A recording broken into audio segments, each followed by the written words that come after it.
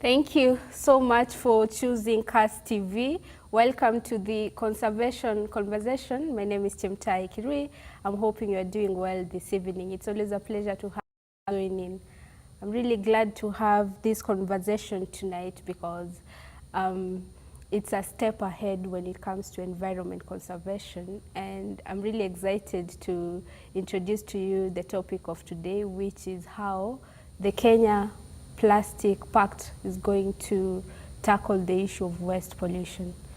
I remember some few weeks ago we had a conversation about circular economy, and I'm bringing back the lady who's been in the forefront spearheading this pact, which last week I mentioned a bit on a daily pop-up on the conversation about a pact which is signed where it's bringing companies in Kenya they're making a solution on plastic pollution. And the lady is Josephine Wawira, a communication officer from Sustainable Inclusive Business and also a host of Circular Economy program from SIBS as well. And I'm glad to have her here so that we can look at this topic and understand how important this initiative is for Kenya, how huge is it. Yeah, I'm glad that you're here. I understand how busy you've been the past couple of weeks. And last week when you invited me on the lounge, it was a huge, and I could even hear the excitement in your voice. Probably just a little bit tell us what that meant for Kenya being the second, I think, in Africa to have the pact. Yeah. All right. So I think just so that we are clear, as you said, I'm the communications officer at Sustainable Inclusive Business, which is the knowledge center under the Kenya Private Sector Alliance, that is KEPSA. And the reason why this is related to the Kenya Plastics Pact is because Sustainable Inclusive Business is the lead organization in developing and implementing the Kenya Plastics Pact. So if you're wondering what the Kenya Plastics Pact is, it's a trailblazing initiative, and a collaborative one for that matter, that brings on board stakeholders from across the plastics value chain. From the government to the private sector to NGOs, the civil society, the informal waste sector, to create a circular economy for plastic where it never becomes waste. And like you said, the Kenya Plastics Pact, of course, it's the first in Kenya. It's the one of a kind. Yeah. It is the second in Africa after the South African Plastics Pact, and it is the 12th in the world, being the newest pact to join the global plastics pact network. So yeah, it is a big privilege. It is, like you said, a huge excitement for us at Sustainable Inclusive Business, but also for Kenya in the larger context, because we are coming together not as one stakeholder, but everyone who's involved in plastics to create a solution where this issue of plastic pollution, is dealt with once and for all, and we stop having plastics going back to the environment, but rather it is taken back to the system. All right.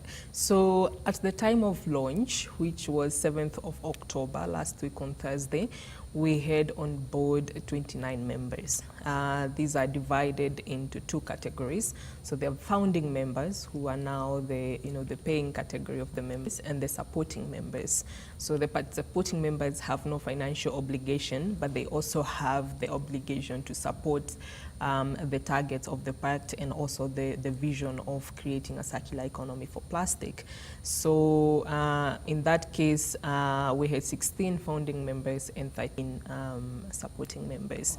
And like you said, without necessarily mentioning all of them, but they represent all the stakeholders or the different groups in the plastics value chain, from manufacturers to producers to retailers.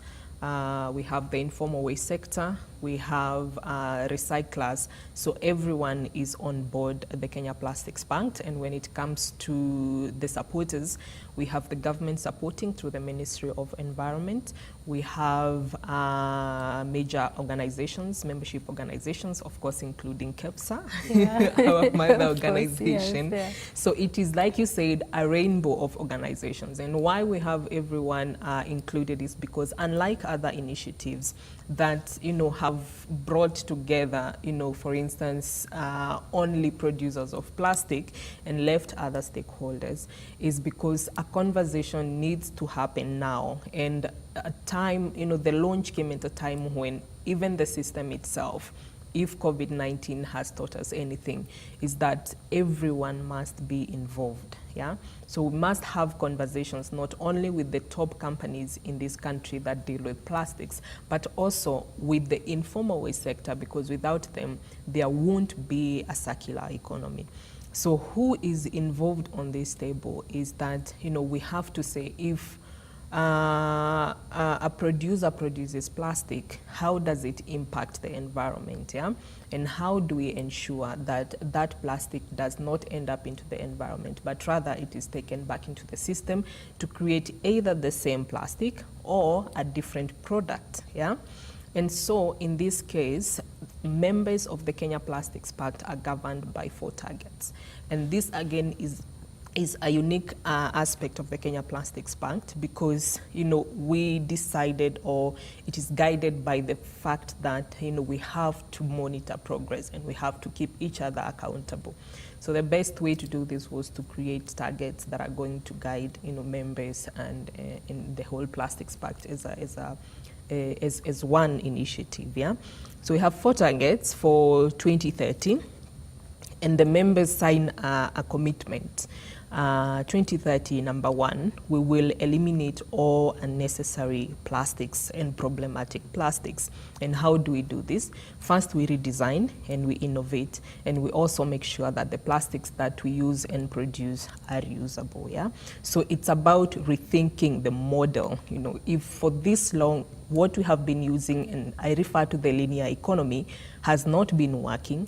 So it's about time we go back to the table and rethink. So this model has not working.